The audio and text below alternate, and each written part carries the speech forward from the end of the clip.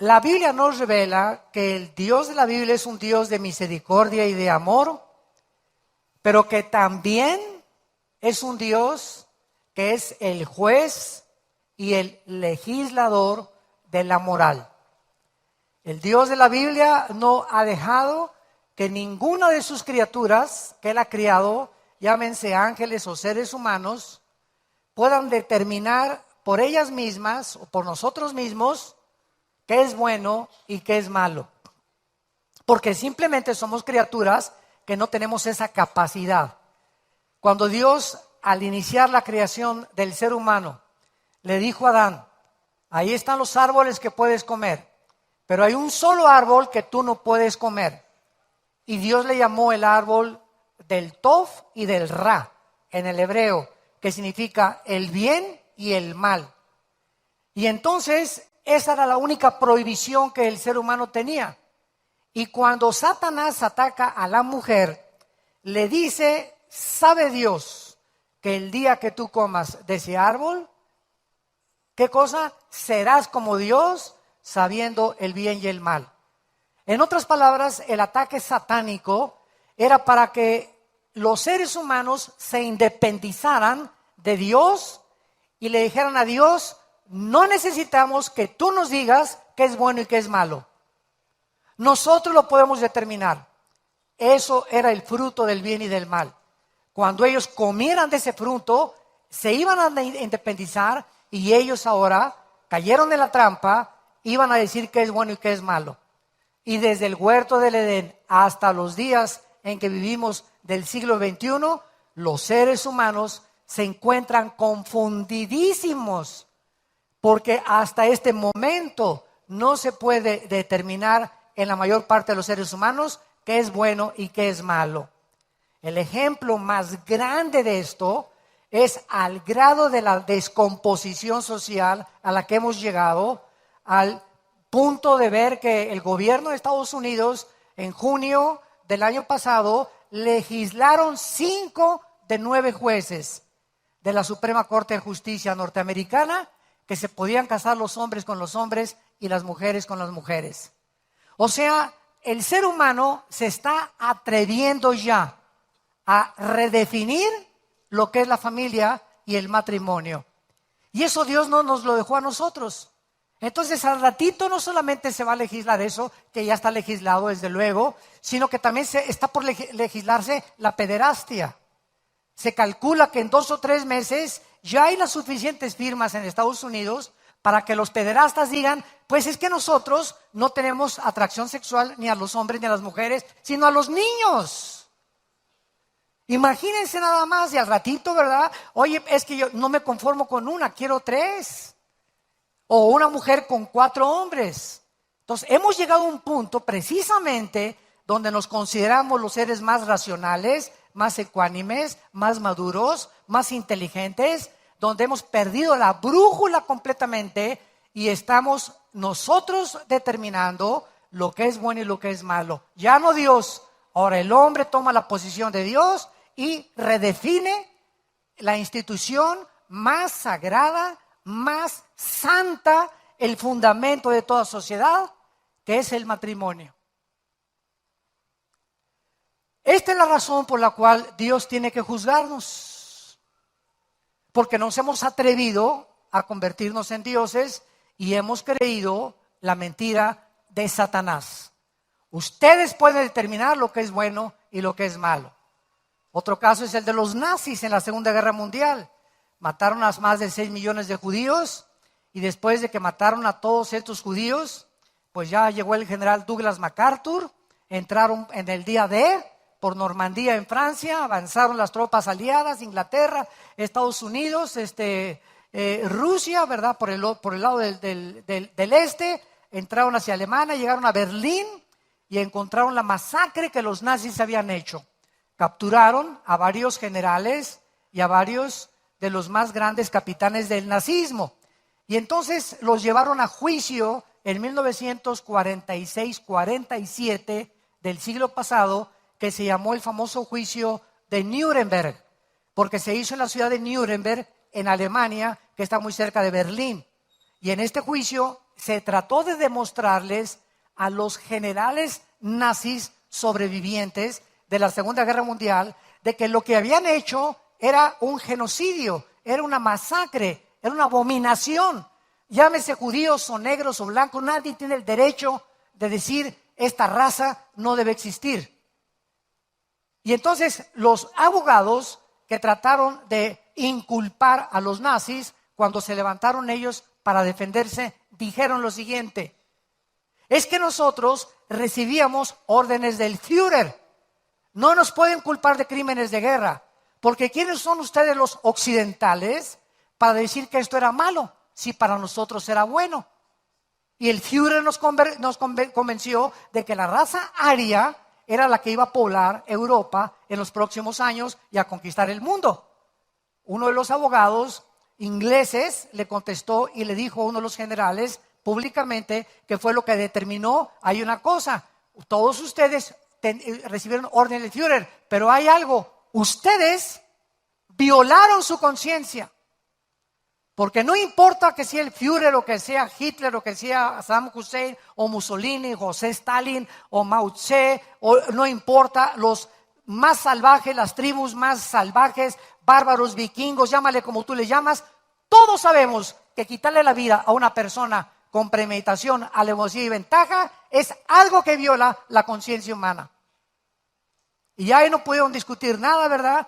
Pero estos nazis habían llegado a concluir de que ellos podían determinar que matar a los judíos no era malo, porque era una raza que tenía que ser exterminada para que prevaleciera otra raza, la raza aria.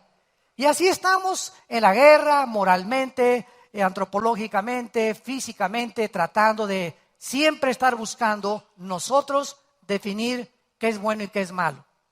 Es interesante que la Asociación de Psicología en Estados Unidos, en Los Ángeles, ya han llegado a la conclusión, escuchen ustedes, han llegado a la conclusión de que ahora los psicólogos ya no saben quién está loco y quién no está loco.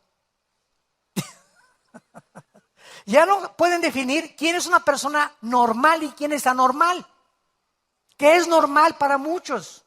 Una persona que triunfa y que es negociante, etcétera, etcétera, es una persona normal porque es inteligente, pero trata con la punta del pie a su esposa y a su familia, y es un hombre amador de sí mismo, es un hombre déspota, es una persona que no puede ser normal. Lo normal es ser caritativo, compasivo, manso y humilde de corazón, bíblicamente hablando. Viene el gran filósofo Nietzsche, Friedrich Nietzsche, a principios del siglo XX, y determina y dice, después de leer el cristianismo, Nietzsche concluye en sus libros El Zaratustra, así habla del anticristo, etcétera, etcétera. Cristo fue un perdedor, porque concluyó, si Cristo hubiera sido una persona inteligente, no hubiera escogido a personas ignorantes y, como decía Cantinflas, desleídas y desletradas. Pero se equivocó al escoger a pescadores incultos, y además las sugerencias que Jesucristo dio al mundo, dijo Nietzsche, van en contra del superhombre, porque el superhombre debe ser no débil, ni manso, ni humilde, porque la mansedumbre y la humildad son características de hombres que nunca van a lograr nada en la vida. Se te necesita ser fuerte, se necesita ser orgulloso, se necesita ser impetuoso para poder conquistar a la sociedad, porque el mundo es un asco y un basurero donde vivimos. Y si tú eres manso y humilde, te va a comer la demás gente. Aquí tiene que ser el pez más fuerte el que se come al pez chico. Y si quieres ser el pez chico, te va a comer el pez fuerte. Esta es la lógica que concluyó Friedrich Nietzsche en su sermón y en sus conclusiones filosóficas. Entonces nos damos cuenta de qué forma está tan desvirtuado. Pero este hombre que criticó a Cristo, y este hombre Nietzsche, que fue el que influyó el nazismo, porque si alguien influyó a Hitler fue Friedrich Nietzsche, influyó el fascismo, influyó el comunismo del siglo XXI. Este hombre que dijo, Dios está muerto, el hombre no debe ser manso y humilde, acabó loco en un psiquiátrico y homosexual antes de los 55 años de edad. Y en la casa de Nietzsche en Alemania, él había puesto, Dios está muerto. Y cuando él murió, alguien puso arriba, Dios vive, Nietzsche ya se murió. Para que podamos entender todas estas cosas, tenemos que entender algo, ¿verdad? No somos dioses. El hombre no puede legislar la moral. El hombre no puede determinar qué es bueno y qué es malo. Ahí está el ejemplo. Porque cuando se le concede al hombre la libertad de poder hacer una jurisprudencia o de poder emitir juicios sobre es que no es malo que se casen los hombres con los hombres o las mujeres con los hombres, o en otras religiones como el mormonismo se permite el politeísmo y todo, que se casen hombres con 5 mujeres, etcétera, etcétera. Si vamos a llegar a esos grados, entonces cada quien va a determinar qué cosa es bueno y qué es malo. Y ahí nos damos cuenta que no se puede porque un grupo dice una cosa, otra cosa. Entonces, ¿quién tiene la razón? ¿Los nazis? ¿Los comunistas? ¿Los fascistas? ¿Quién tiene la razón realmente o quién puede definir qué es normal y qué no es normal en el ser humano? En el libro de Jeremías, capítulo 31, la Biblia nos muestra que el Dios creador y sustentador de todo lo que existe ha establecido leyes. Y estas leyes son inquebrantables e inexorables. ¿Qué quiero decir? Dios estableció primero leyes físicas. La ley de la gravitación, el electromagnetismo, las fuerzas nucleares en el universo, que son inquebrantables. Dice Jeremías 31:35. Así ha dicho Jehová, que da el sol para luz del día. Él es el que sacó el sol para iluminar, ¿qué cosa? El día, para que tuviéramos 16 horas de día. Las leyes, vean esto, las leyes de la luna y de las estrellas, para luz de la noche, que parte el mar y braman sus ondas, Jehová de los ejércitos es su nombre. Si faltaren estas leyes delante de mí, dice Jehová, también la descendencia de Israel faltará para no ser nación delante de mí eternamente. Aquí hace Dios un juramento. El día que Israel sea exterminado y borrado de la faz del mundo y de la historia, se acaban las leyes físicas. O sea, desafiando, esto fue escrito hace más de 2500 años. Y el milagro más grande de sobrevivencia o de supervivencia del siglo XX, es el regreso el 14 de mayo de 1948 de Israel a su tierra después de casi 2000 años de vivir dispersos en el mundo entero. Porque Jehová lo ha dicho. Y esta sobrevivencia de este pueblo no es que sean mejores que los judíos, ni que los palestinos, o que los árabes, o que italianos, o que mexicanos. Simplemente es un grupo étnico que Dios escoge para que se concentre la historia ahí y para que veamos ahí el termómetro de cómo sus leyes se cumplen al ver que este pueblo es un milagro que esté todavía vivo. Ya murieron y fueron sepultados los sumerios, los egipcios, los babilonios, los persas, etcétera, etcétera. Y la única civilización o grupo étnico que ha sobrevivido a la historia han sido los judíos. Y dice el versículo 37, así ha dicho Jehová, si los cielos arriba se pueden medir. ¿Estamos en qué siglo? En el 21. Y hasta ahorita a grandes pruebas hemos llegado hasta Marte. Y a Luna en 1969, ¿verdad? Y hasta ahí llegamos nuestros pininos que hemos hecho. Pero fuera de Plutón y del universo, imposible que nadie jamás pueda medir el universo. Si alguien puede medir y explorar abajo los fundamentos de la Tierra, estamos en el siglo XXI y hasta ahorita nadie ha entrado y llegado al centro de la Tierra. ¿Cuántas películas han hecho eso, verdad? Viaje al centro de la Tierra. Y me acuerdo que yo vi una parecida a esa. Lo único que se sabe es que el centro de la Tierra es fuego. Y que es incandescente lo que se encuentra en el núcleo de nuestro planeta. Que cabe 1.000.000 de veces en el Sol. El Sol es 1.000.000 de veces más grande que el planeta Tierra. Entonces Dios pone a Israel y Dios desafía a los seres humanos hace 2500, 2600 años para decirnos que esas leyes son inexorables, inquebrantables. Muy bien, así como esas leyes que gobiernan el universo son inquebrantables y son inexorables, si yo ahorita voy caminando así y quiero dar este paso, me caigo. ¿Por qué me caigo? Yo digo, no me voy a caer, pues aunque yo diga y me proponga, me caigo, porque hay una ley que se llama la gravedad, que atrae todo hacia el centro de su tierra, lo que tiene poco más peso que el aire. Entonces, de la misma forma, si tú quieres violar una ley moral que Dios ha establecido para cuidar nuestros cuerpos y cuidar el matrimonio, lo único que vas a hacer es autodestruirte. ¿Por qué? Porque son leyes inexorables. Dios es el que ha establecido las leyes, no nosotros. Él es el juez, Él es el legislador y como tal sería un monstruo, un Dios que no castigara el pecado. Dios tiene que castigar el pecado porque la paga del pecado es la muerte.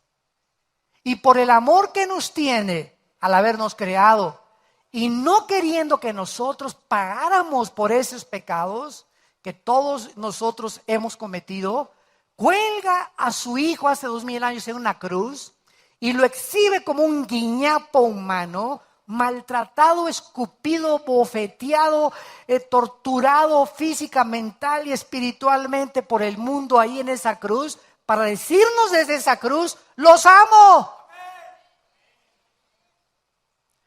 Te amo. Te amo, estoy enamorado de ti. Estoy apasionadamente enamorado de ti. Y si hay alguna forma en que tú me pidas decirte cómo me demuestras que me amo, ve mi cruz. Y si alguien duda que Dios nos ama, vean la cruz. Ahí es en la cruz donde Jesús nos mostró de tal manera amó Dios al mundo. De tal manera, no hay palabras, no se puede describir el amor de Dios que nos dio a su Hijo unigénito. Para que entendamos que si Él nos ama de esa manera, yo tengo que entonces someterme a sus leyes y saber que si me someto a sus leyes y me amó de esa manera, ¿cómo no me dará todas las cosas después que yo me someta a sus leyes cuando Él dio su vida por mí hace 2000 años? ¿Cómo no nos dará Dios todas las cosas si nosotros se las pedimos? Y Él es poderoso para hacer que nosotros abunde siempre toda gracia. Y todo lo que le pidamos nos lo dará mucho más abundantemente de lo que tú le has pedido. Según el poder, el Espíritu Santo que mora entre nosotros es el que intercede y el que nos lleva al altar de Dios para acercarnos al trono de su gracia y alcanzar misericordia en el tiempo oportuno. Hebreos 4:15. Este es el Dios que estamos sirviendo y tenemos que entenderlo. No podemos violar las leyes de Dios sin acarrear consecuencias gravísimas a mi vida. Si yo peco, escuchen esto, si yo peco, no es verdad que solamente me estoy lastimando a mí. Si yo peco, automáticamente estoy lastimando también inmediatamente a mis hijos, a mi esposa, mi trabajo, mis amistades y todo lo que me rodea. Es como una contaminación, como una radiación el pecado. Entonces, el pecado tenemos que odiarlo con la misma pasión que amamos a Dios. Con la misma pasión, dice la Biblia, aborrezcan, Romanos 12, aborrezcan el pecado. Tenemos que odiar todo aquello que va en contra de las leyes de Dios. Y van ustedes a ver cuán grande es la bondad que Él tiene para todos los que esperan en su misericordia y le aman y quieren obedecer sus leyes y sus mandamientos. Vamos al libro del Génesis capítulo 6 y vamos a comenzar desde el principio y vamos a ver los diferentes juicios y el origen de los juicios de Dios. Vamos a ir aprendiendo en esta serie la razón por la cual Dios tiene que juzgar y vamos a acabar concluyendo que es un Dios, ¿verdad?, justo. Por eso la serie se llama Los justos juicios de Dios, pero que son incomprensibles para la mente natural. para la mente carente del Espíritu Santo, para los seres humanos que no entienden sus pensamientos ni sus caminos.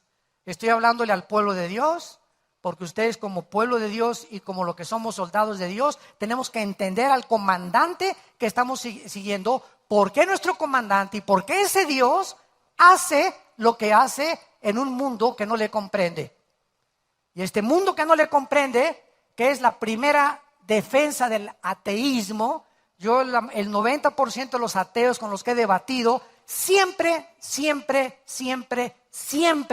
yo ya los conozco, me sacan como su primera espada, su primer argumento para esgrimir por qué Dios, si es Dios bueno, permite los tsunamis y los terremotos, y por qué permite al chamucón que ande por ahí con un trinche picándoles a todo mundo, y el diablo, etcétera, etcétera. Es su primer argumento. Dentro de esa mente que niega a un autor y legislador, lo comienzan a interrogar y a traerle a un banco de los acusados y a decirle: ¿tú por qué permitiste esto? A ver, contéstame, Dios. Si yo fuera tú, yo no hubiera hecho eso. Para mí el amor eso no es, chiquito. Eso no es el amor. No me digas que eres un amor misericordioso si permites todo lo que está permitiendo. Semejantes chinches con cerebro de renacuajo y de caracoles se atreven a creer que por no entender muchas cosas que están sucediendo y que ellos le atribuyen a una maldad de Dios, el poder decir y concluir: Dios no existe. Por eso el ateísmo es insostenible filosóficamente, porque para eso existe lo que se llama la teodicea teológica, o sea, la forma de defender. Nosotros hemos estado puestos, dice Filipenses 1, para defender el evangelio. Y nosotros, los soldados de Cristo, el pueblo de Cristo, estamos puestos para defender nuestra fe, con argumentos lógicos que hacen pedazos todo argumento y toda altivez que se levanta contra el conocimiento de Dios, llevando cautivo todo pensamiento, toda ideología a Cristo Jesús. La Biblia hace pedazos cualquier sistema de pensamiento humano, porque poderoso es Dios para hacer que nosotros abunde toda gracia, a fin de que podamos siempre tener todas las cosas y abundemos en buenas obras. Veamos entonces la razón de por qué existen muchos juicios de Dios. En otras palabras, vamos a descubrir que hay muchas maneras en que Dios te puede juzgar a ti y a mí como individuos. Hay muchas formas en las que Dios puede juzgar a una familia. A unas de una forma u otra. Hay muchas formas en las que Dios juzga a unas naciones. Vamos a ver cómo Sodoma y Gomorra fue ¡pum!, exterminada en menos de 24 horas sin advertencias. Vamos a ver cómo es posible que muchas personas, familias o naciones llegan a un punto donde en la Biblia se llama la copa de maldad, o cuando se llena, o cuando han llegado al colmo de sus maldades, que es ahí cuando solo Dios sabe que necesitan caer ¡rum!, sus juicios y eliminar esa familia, esa persona, esa nación, ese imperio, porque colmaron la copa, se llenó la copa de la maldad y se comienza a desparramar. Y si Dios deja que se siga desparramando eso, va a infectar a muchos. Y para que no siga desparramando y el jitomate no pudra a los demás jitomates, saque el jitomate de la caja para que sobrevivan los demás. Y por eso muchas veces Dios se lleva a muchos seres humanos a casa o al infierno antes de tiempo, a familias y a naciones también. Y esto lo vamos a descubrir poco a poco. Vamos en Génesis capítulo 6. Y este es uno de los ejemplos cuando la maldad, la pecaminosidad, llegó a un punto tal que Dios se vio en la necesidad de tener que enviar un diluvio, un juicio que cubriera toda la tierra y que murieran todos los seres humanos, todos los animales, menos los que Dios le permitió a Noé meter en el arca. Y los únicos seres humanos que se salvaron en los tiempos de Noé fueron 8 personas nada más, que fueron Noé y su esposa, no Noé y Pepe, Noé y su esposa, sus 3 hijos con sus 3 esposas. Entonces 8 personas son las que Dios consideró que deberían volver a repoblar la tierra, porque vamos a descubrir que en los tiempos de Noé la infección era genética.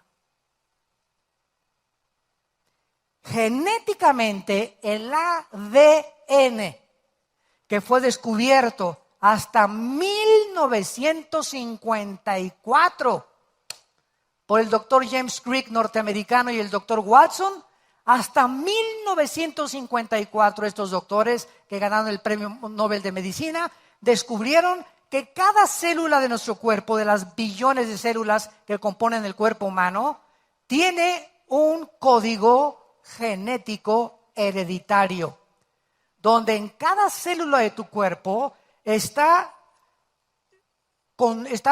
concretamente resumida, está sintetizada, codificada tu vida, tus ojos, tu estatura, tu color de pelo, tus antecedentes y todos los antecedentes de tus tatarabuelos, maldiciones y bendiciones, todo va automáticamente y se concentra en un software que llamamos el ADN, que es información codificada.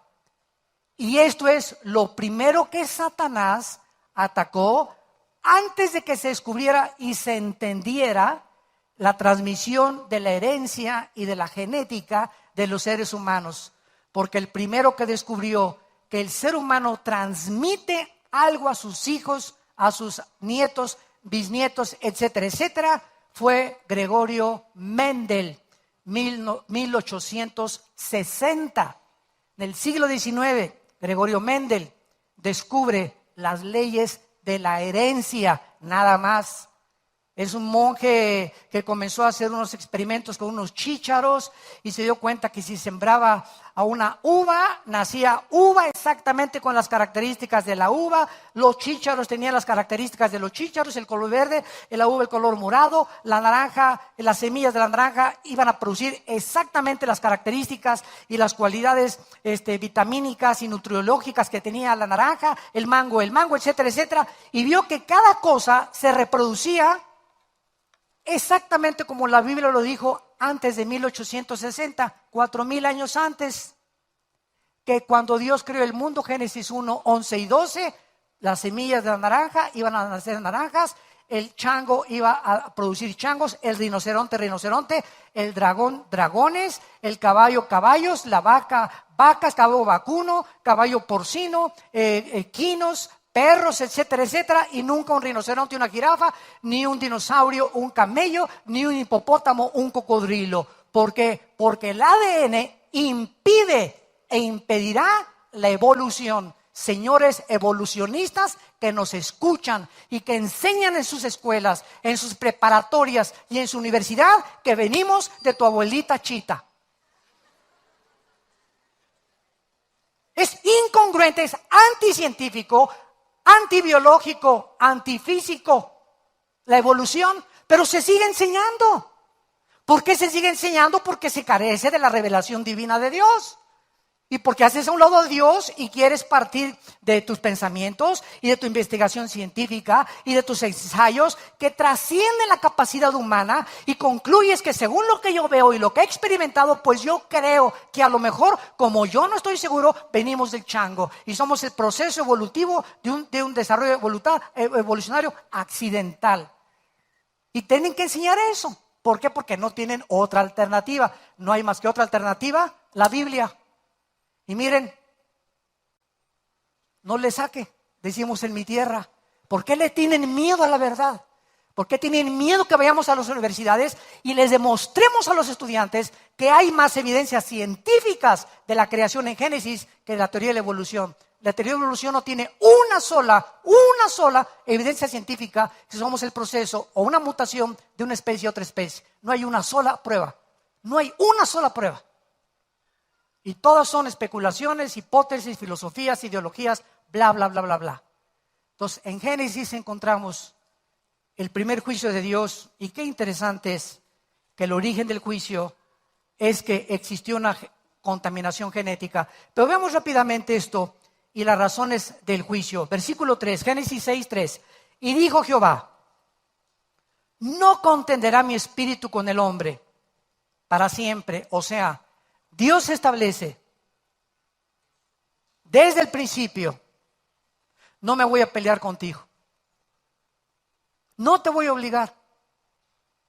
No te voy a tratar de ninguna forma de obligar, porque si te obligo, ya no nace de ti.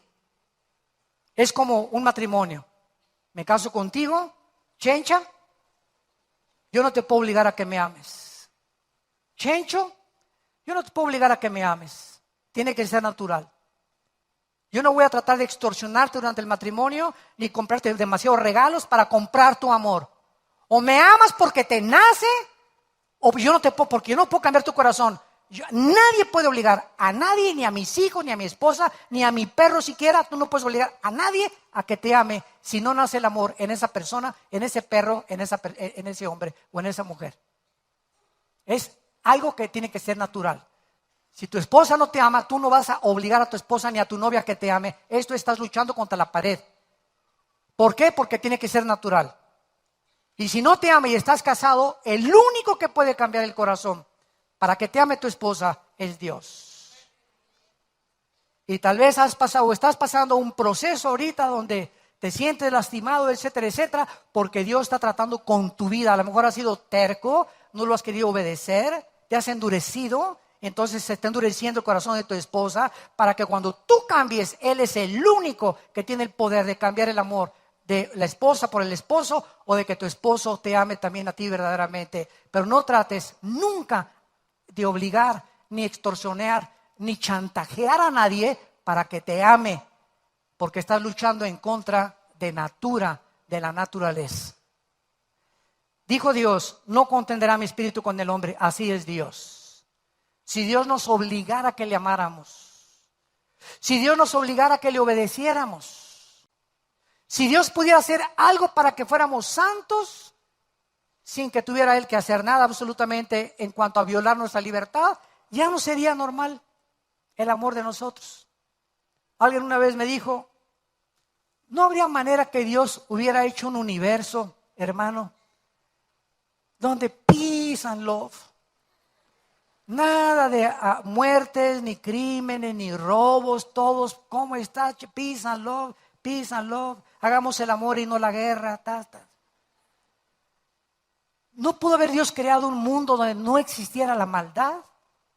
¿Y cuál es la teodicea? La teodicea es la parte de la Biblia que trata de defender la justicia y la maldad que se le atribuye a Dios con el carácter de Dios. Y en una de esas teodiceas, o en esas formas de defender lo que muchos dicen, yo les contesto, y tú les puedes contestar también. Si así hubiera sido como tú dices, hubiéramos sido un mundo de robots.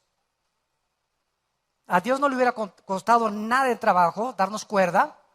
Te amo, te amo, te amo, te amo. Y nunca hubiéramos conocido la misericordia. Y Dios no quiso crear criaturas que le amáramos programadas para amarlo, sino que nos concedió el libre albedrío, nos hizo agentes morales, libres, para que escogiésemos en los 60, 70, 80, 90 años de edad que tenemos en este mundo, que escogiésemos en este periodo de vida descubrir lo que es real, que tiene leyes inexorables y que someternos a sus leyes vamos a ser menos miserables y vamos a vivir con más gozo, con más paz, con más seguridad y con más esperanza que haberle rechazado y haber escogido hacer nosotros nuestras leyes y nuestro código de conducta.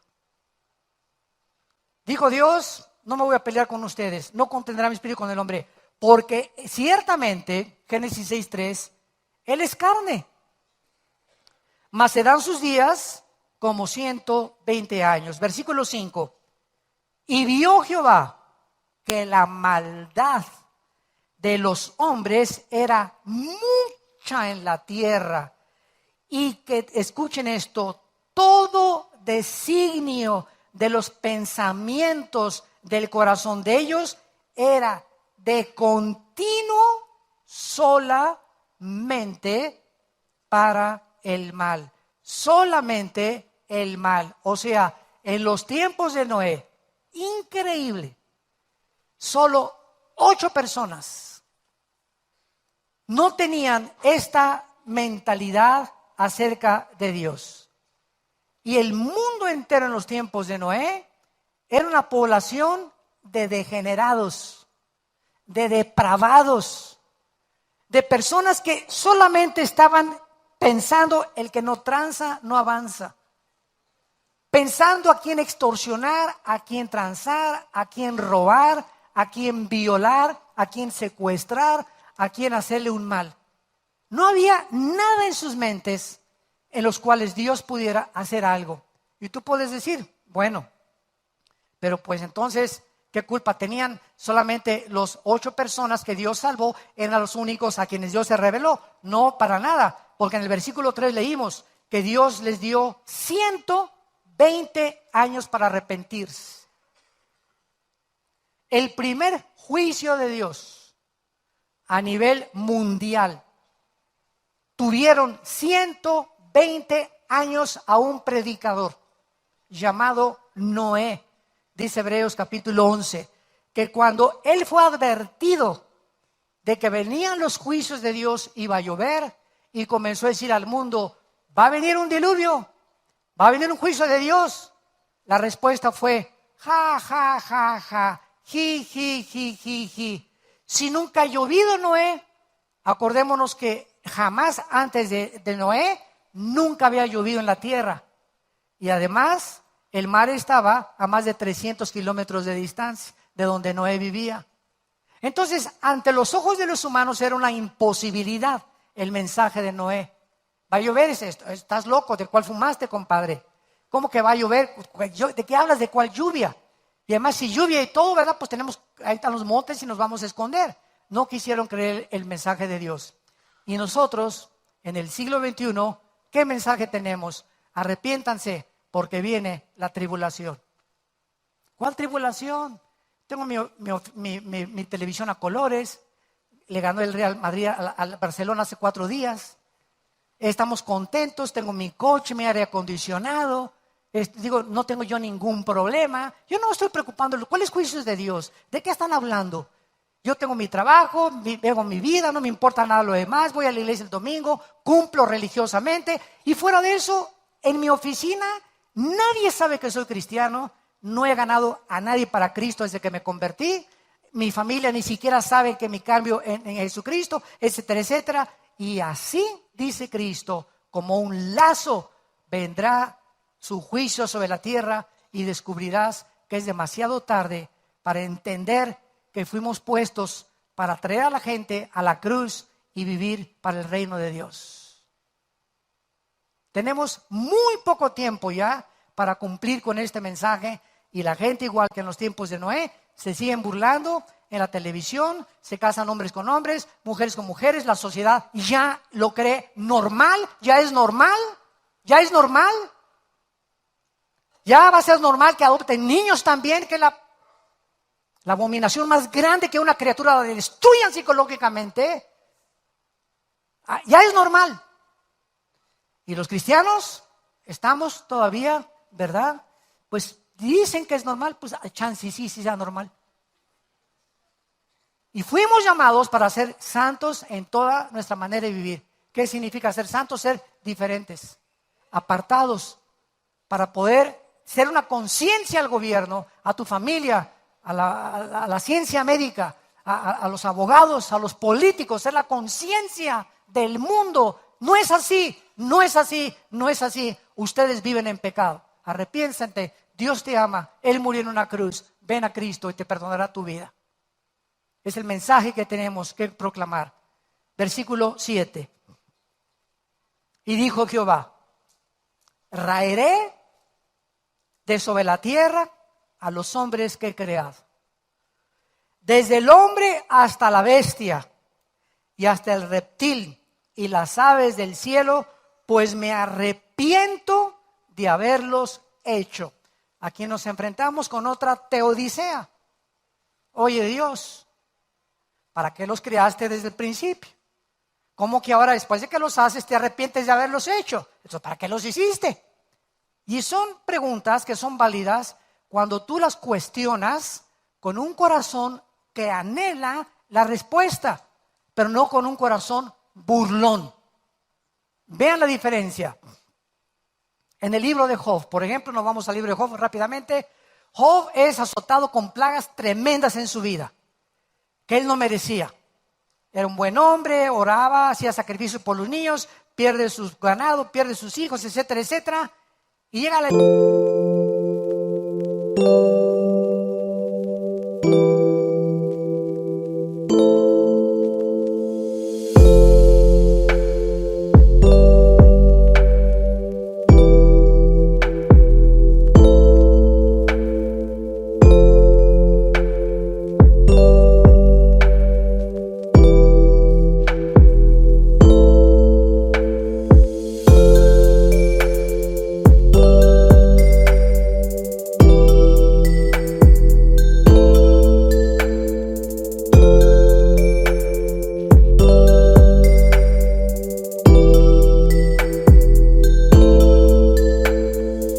Y le dice, maldice a Dios, cabeza de papaya. ¿Por qué maldiga a Dios? Y Job le contesta, ¿qué acaso hemos de recibir solamente el bien y no el mal de Dios? Sea el nombre de Dios bendito. Entonces Job tenía todas las oportunidades de haber cuestionado por qué Dios lo trataba de esa manera. Y en el libro de Job descubrimos que Job muchas veces cuestiona a Dios, pero nunca, vean la diferencia. Job venía y le decía, Padre, oh Señor, ¿verdad? Aunque tú me mates, me purificarás como el oro, y yo sé que mi Redentor vive y resucitará, y en mi carne te verá Dios. ¿Por qué esto y el otro? Oh Dios, contéstame. Vean la diferencia. ¿Por qué estoy así? A ver, contéstame. ¿Por qué permitiste que te mate a mi hijo? ¿Quién soy? ¿No que tú eres Dios? Ahí sí, ¿verdad? Muy poderoso. ¿Se dan cuenta? Los dos le hacen preguntas a Dios, pero la diferencia está en la actitud del corazón. Cualquier persona, dice la Biblia, que se acerca a Dios con ese corazón, Señor, no entiendo por qué me chocaron mi carro, no entiendo por qué mi esposa me dejó, no entiendo lo que está pasando. Oh Dios, soy vulnerable, soy débil, Señor, soy cabezón, soy una criatura, ¿verdad? Que tú eres mucho, mucho más grande que yo. Yo necesito, oh Dios, que tú tengas misericordia de mí y me contestes. Si quiero, mientras tanto, no lo entiendo, pero te voy a seguir adorando y te voy a seguir buscando. Pero te pido que me expliques algún día, tal vez una semana, o tal vez en un mes, o tal vez en 6 meses, ¿por qué permitiste lo que atravesé o lo que estoy atravesando en este momento? Si tú tienes esa actitud con Dios, Dios te promete contestarte. Y después de 6 meses, 4 meses, 8 meses, va a pasar todo ese tiempo. Y cuando tú veas y digas, Dios mío, cuando yo estaba ahí no lo entendía, pero ahora veo que tenías un plan mucho mejor para mi vida. Y te llevaste ese gallo que quería yo que era mi esposo y me trajiste otro gallo kilo mejor. Y a esta gallina que fue mi esposo y me trajiste otra gallinita mucho mejor. Y lo que perdí me lo has multiplicado. Y comenzamos a comparar que aquello que nos quita Dios, Dios nunca le quita a nadie a algo que no le puede entregar algo mejor después. Ese es Dios. Es el Dios de la Biblia. Es el Dios de la Biblia.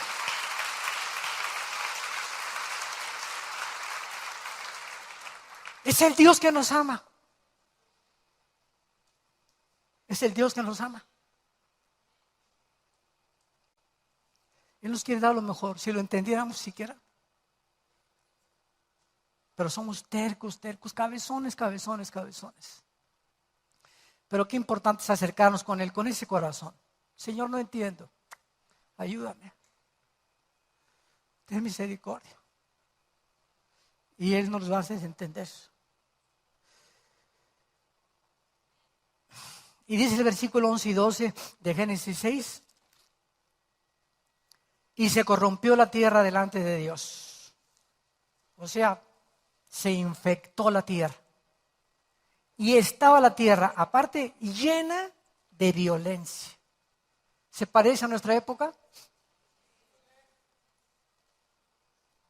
Ay, me pasó un Kleenex. Y miró Dios la tierra, gracias.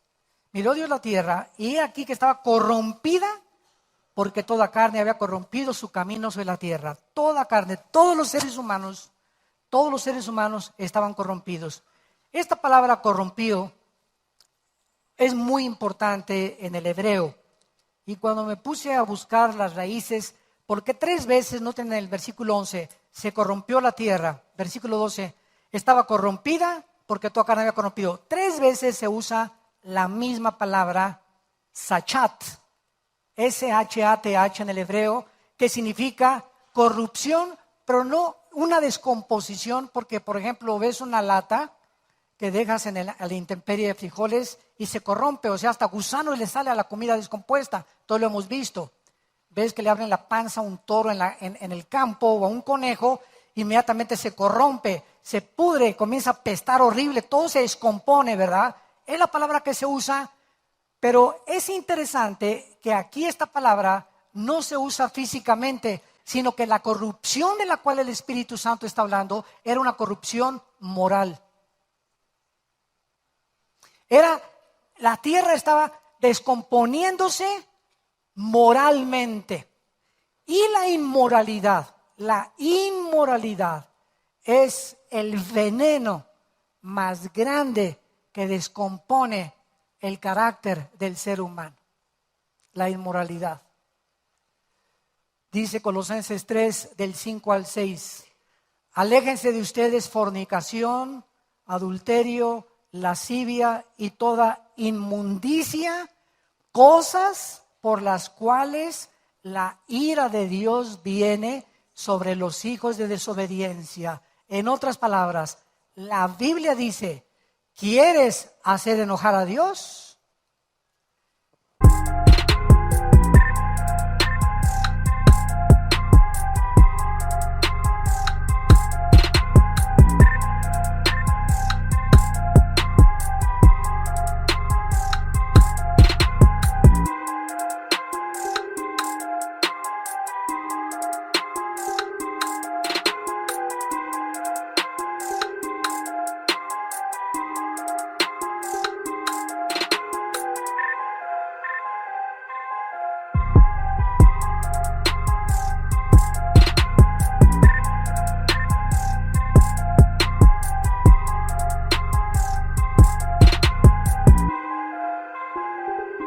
¿Quieres hacer que Dios se enoje con tu vida y que te va a ir como en feria?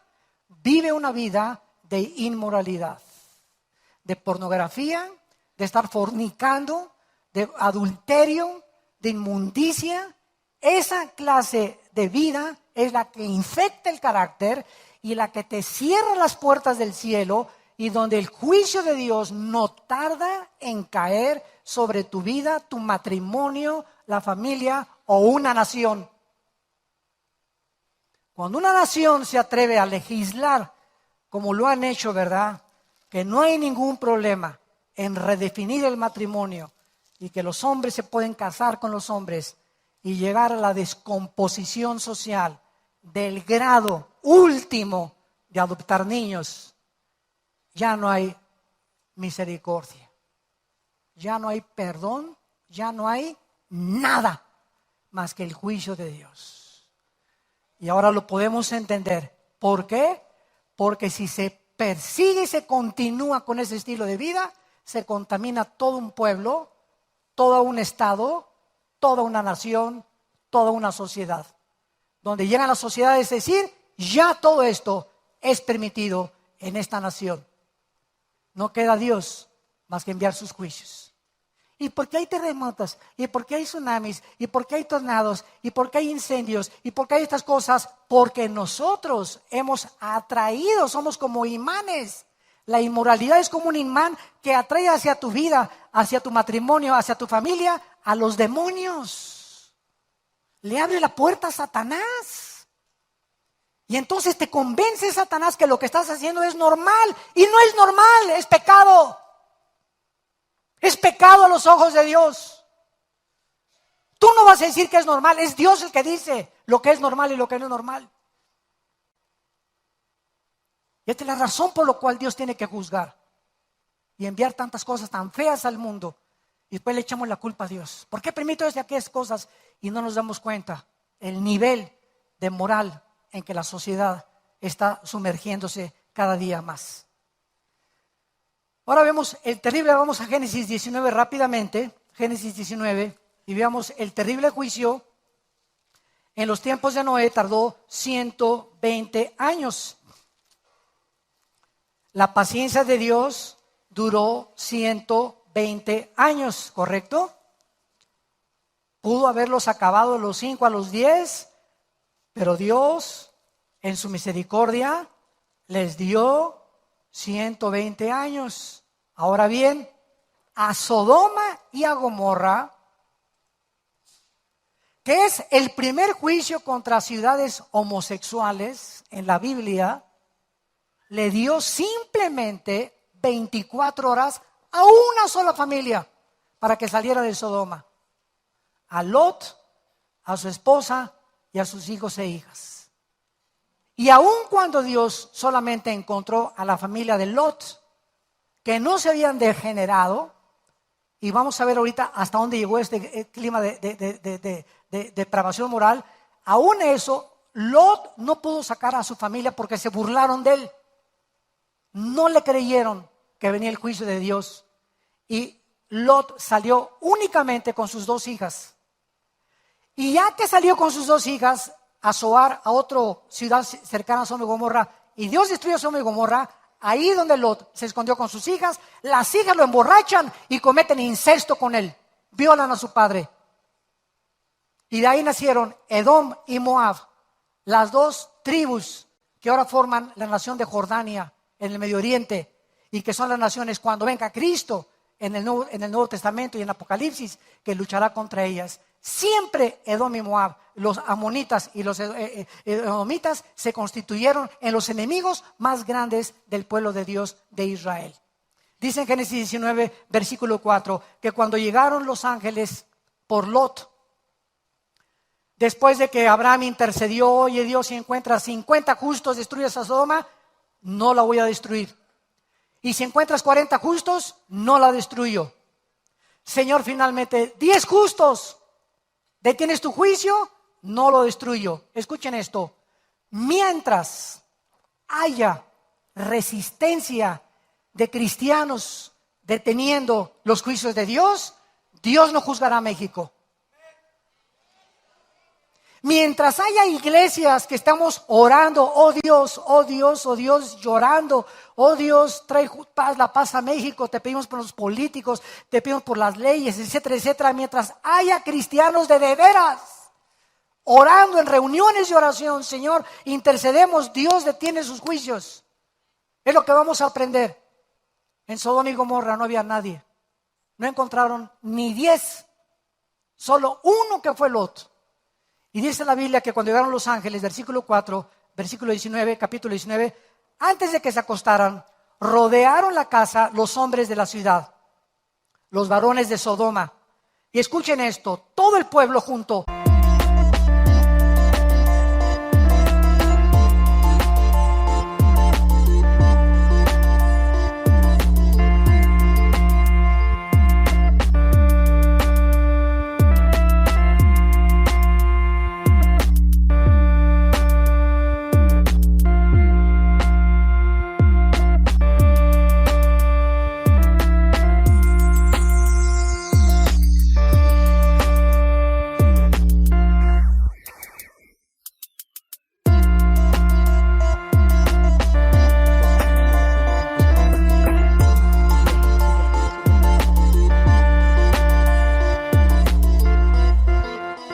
Desde el más joven hasta el más viejo.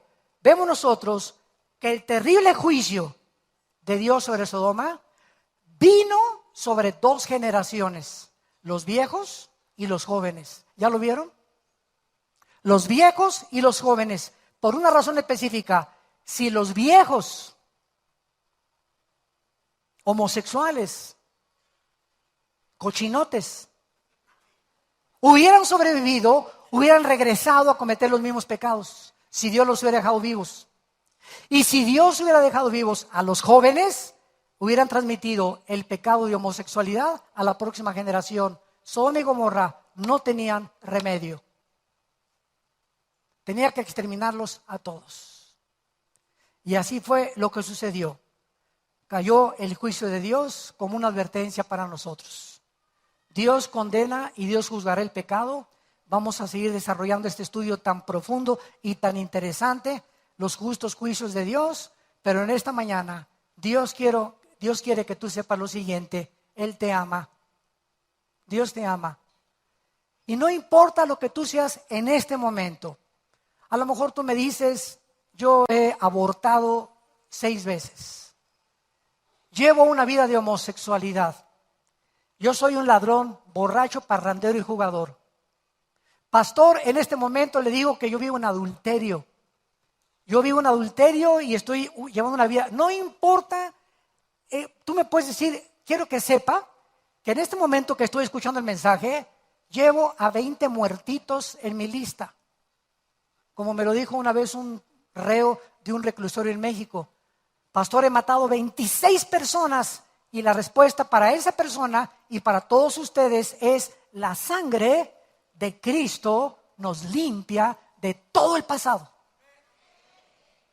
Y si tus pecados fueran como el carbón ahorita que tú me digas: soy el peor de los pecadores, la peor de las pecadoras, para esos vino Cristo, no por los santos ni por los que se creen buenos, sino por los más malos, porque al que más se le perdona, más va a amar a Dios. ¿Eres tú una de esas personas? Arrepiéntete en esta mañana. Dile a Dios: Señor, mi vida es un desastre, estoy equivocado, ahora lo entiendo, quiero sobrevivir y quiero tener una relación contigo. Te pido perdón por mis pecados. Yo no los puedo dejar. No puedo dejar la pornografía, ni la heroína, ni la cocaína, ni el adulterio, ni la homosexualidad. Si tú no entras a mi vida, oh Dios, y tú me das el poder, porque yo no tengo nada. Ese es el mensaje de la gracia, que no es por nuestras obras ni por nuestros esfuerzos. Dios nos ama siendo pecadores. Si tú no entras a mi vida, Señor, yo nunca podré cambiar de vivir. Pero ahora reconozco que te necesito, y que si tú entras a mi vida, me vas a dar un poder que nunca había tenido yo para vivir para ti y para dejar el pecado. Ese es el mensaje del Evangelio de la gracia de Dios. Que siendo pecadores, Dios nos ama y nos acepta tal como estamos. Dios no te dice en esta mañana: deja tu homosexualidad y entonces ya pórtate bien y vienes a la cruz. Deja tu borrachera y entonces ya te acepto a la cruz. Deja la mujer con la que estás y entonces vengo y yo te perdono. Dios nos dice: ven como estás. ¡Qué maravilloso mensaje de gracia! Ven como estás, así de sucio, así de asqueroso, asquerosa. Así ven a la cruz y la sangre de mi hijo te va a limpiar. Y si tú fueras como el carbón, vendrás a ser como blanca lana. Y esta es la razón por la cual después de que nos levantamos de la cruz, le decimos: Dios mío, qué grande ha sido tu gracia. Yo no hice nada para que me perdonaras. Yo no merecía el perdón. Y vamos a vivir toda la vida agradecidos, con lágrimas en los ojos, de tan grande amor que Dios tiene para aquellos que se vuelven a Él con todo su corazón. ¿Serás tú en esta mañana una persona, o en esta tarde, que vengas a la cruz y que le entregues tu vida? Oremos. Señor, te damos gracias por la inmensidad y la incomprensibilidad de tu amor, que es más grande de lo que nos imaginamos. Que nos amas en la condición en que nos encontramos y que es por gracia el perdón que nos das. Nosotros nunca hubiéramos podido, con nuestras buenas obras, recibir este perdón. Ahora lo entendemos, que tú, en lugar de castigarme a mí, castigaste a tu Hijo en la cruz. Y lo que yo merecía pagar por toda mi vida de pecado, la pagó Jesús en mi lugar, con su muerte y su sangre en esa cruz. Ahora vengo a ti, Jesús, a abrazar tu cruz, a decirte que te amo, porque tú me amaste primero y has dado tu vida para que yo tenga vida y una vida en abundancia. Entra a mi corazón, Señor Jesús. Te recibo como mi Señor y mi Salvador. Y te doy las gracias por tan grande amor. Amén.